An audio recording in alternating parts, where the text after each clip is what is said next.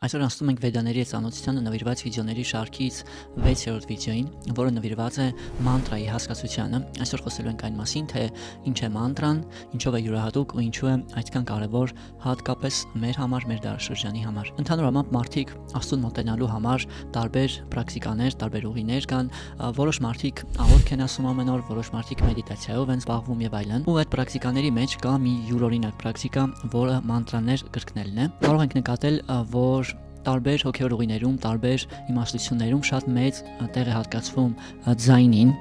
կան ամենտեղ կան ինչ-որ հաղորդքներ, հոգևոր երգեր եւ այլն, ինչի որովհետեւ ձայնը դա մնության ամենանուրբ էլեմենտն է, որը եւ ամենանուրբ ազդեցությունն է ունենում մեր գիտակցության վրա։ Ըստ Վեդաների աշխարհը հենց ձայնից է ստեղծվել, որ արարման ամենաառաջին էլեմենտը դա ձայնն է։ Ու Աստվածաշունչում նույնպես իրական սննդոցում ասվում է, որ արարման process-ը խոսքի միջոցով է տեղ ունենում Աստծո կողմից, ու կան տարատեսակ ձայներ, ամենակոշտ ձայնից սկսած, որ մենք խոսելիս լսում ենք, մինչև ավելի նուրբ, ամենանուրբ ձայները, օրինակ մեր մտքերի, մեր ցանկությունների ձայնը, դա նույնպես ձայնի տեսակ է, ու շատ կարևոր է ընտրել, թե մենք ինչ ձայնի հետ ենք առնչվում, ընդհանուր մինչև թե ինչ երաժշտություն ենք լսում, որովհետև դա շատ խորը ու շատ նուրբ ազդեցություն է ունենում մեր գիտակցության վրա։ Ու մանտրաները նույնպես որոշակի ձայներ կամ հնչյուններ են, բարերի կամ վանկերի տեսքով կամ նախադասությունների տեսքով, որոնք բայց շատ բարենպաստ են ազդում մարդու գիտակցության վրա, քանի որ սատվա գունայի ազդեցության տակ են գտնվում։ Ընդհանրապես մանտրաների տարբեր տեսակներ կան, նույնիսկ եթե YouTube-ում գրեք մանտրա, կտեսնեք, որ ցես տարբեր մանտրաներ է բերում, օրինակ հարստության մանտրա, առողջության մանտրա եւ այլն։ Մանտրաները իրոք որ շատ են, բայց դրանց մեծ մասի դեպքում, որpեսզի իրենցից իսկապես օգուտ ստանանք, շատ կարևոր է, որպեսզի ճիշտ արտասանենք, ճիշտ ակցենտով, ճիշտ ռիթմիկայով եւ այլն։ Բայց կա մանտրաների մի հատուկ տեսակ, մի հատուկ խումբ, որի արտասանման դեպքում այդ բոլոր պայմանները այնքան էլ կարևոր չեն։ Դրանք տրված են հատուկ մեր դարաշրջանի համար, որովհետև մենք իրականում ապրում ենք Կալի յուգայում։ Սա մի յուգա է կամ մի դարաշրջան է, որտեղ որ մեր մտավոր ունակությունները թուլանում են, կարող ենք տեսնել, որ մարդու միջին կյանքի տևողությունը գնալով նվազում է, առողջությունը նույնպես թուլանում է, ու այս դարաշրջանի համար տրված է որոշակի ավելի հասանելի պրակտիկա, տրված են որոշակի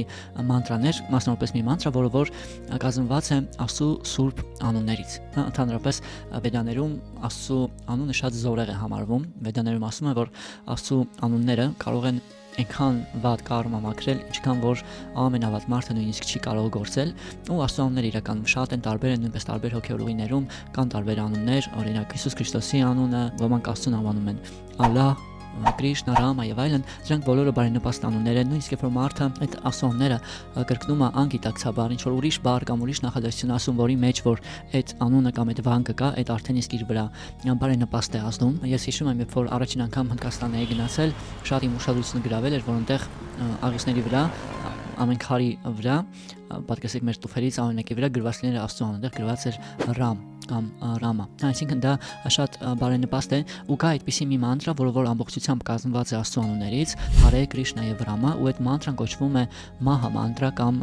մեծագույն մանտրա։ Մահա մանտրան նախատեսված է հատուկ մեր դարաշրջանի Կալի յուգայի համար, ու այն ճիշտ կիրառելու արդյունքում մենք բազմաթիվ բարիքներ կստանանք, այդ թվում նաեւ մեր միտքը ավելի հանգիստ ու խաղաղ կդառնա, ավելի կենտրոնացած կլինենք, ավելի մեր ուշադրությունը կառավարելը հեշտ կլինի, ու իհարկե ամենակարևոր բարիքը, որ կստանանք, դա հոգևոր առաջընթացն է, հոգևոր զարգացումն է ու մեր գիտակցության որոշակի էվոլյուցիան։ Մանտրան կիրառելու երկու ձև կա։ Դրանցից առաջինը կոչվում է կիրտան, երբ որ այդ մանտրան, որ այդ 3 անուններից է բաղկացած, ընդհանուր 16 բառից է կազմված, երբ որ այդ մանտրան երգում են, կարող եք օրինակ YouTube-ում գրել մահամանտրա կամ կիրտան ու կտեսնեք շատ գեղեցիկ կատարումներ կան, երբ որ այդ մանտրան երգում են։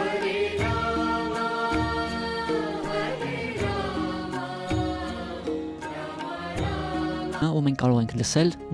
այդ կիրտանը, կամ կարող ենք ինքներս երգել, նույնպես բարենպաստ է։ Նաև կարող ենք մասնակցել որոշակի խմբակային երգեցողության, երբեմն լինում է ինչ-որ մանտրա երեկոներ, երբ որ այդ դեպքում վարողը մանտրան մի անգամ երգում է, իսկ հավաքված բոլոր մասնակիցները իր հետևից կրկնում են, այդ ձևով կիրտան է դառնում։ Այսինքն առաջինը այդ մանտրան երգելն է, կամ երգեցողությանը մասնակցելը, կամ ուղղակի լսելը երաժշտության տեսքով, երբ որ ինչ որ կատարում է լինում։ Եվ երկրորդ տեսակը մանտրան կիրառելու, մահամանտրան կիրառելու դա ջապան է։ Ջապան այն է, երբ որ մենք ես ուզում եմ այսօր ցույց տալ, բայց անկեղծս մոռացել եմ բերեմ, երբ որ որոշակի ուլունքների վրա մենք կրկնում ենք մանտրան ու մի անգամ կրկնում ենք մահամանտրան, հետո հասնում ենք հաջորդ ուլունքին եւ այլն եւ այդպես շարունակ, ու 108 անգամ կրկնելով մանտրան մենք 108 անգամը Ընդհանրապես 108-ը շատ բարենպաստ թիվ է ու 108 անգամ կրկնելու մանտրան համարում է, որ մենք կրկնեցինք մի շրջան։ Մի շրջանը տևում է մոտավորապես 7-ից 8 րոպե, շատ ավելի բարենպաստ է դա անել նույնպես առավոտյան ժամերին, արևածագին մոտ ժամերին, ցանկալի է մանտր ասելուց առաջ լոգանք ընդունել, ու նաև շատ ցանկալի է դա անել նստած ուղիղ մեջքով դիրքում։ Բայց եւ այնպես կարող ենք նաև օրվա ընթացքում քայլելիս կամ նույնիսկ տրանսպորտի մեջ ուղղակի նստած ժամանակ մտովի կամ բարձրացեն կրկնել, այդ դեպքում նույնպես համամանտրան կրկնելը շատ բարենպաստ է։ Ինչպես նշեցի, մի շրջանը տևում է 7.5-ից 8 րոպե, երկու շրջանը 15 րոպե, 4 շրջանը 30 րոպե եւ այդպես շարունակ։ Խորհուրդ է տրվում կրկնել 16 շրջան, որը տևում է 2 ժամ։ Օրական 2-ից 4 շրջան կրկնելու դեպքում, այսինքն 15-ից 30 րոպե մանտրան կրկնելու դեպքում մեր միտքը մեծապես կփոխվի, մեծապես կզգանք, որ միտքը ավելի հանգիստ ու խաղաղ է։ Օրական եթե կրկնենք 8-ից 12 շրջանը, դա արդեն բավականին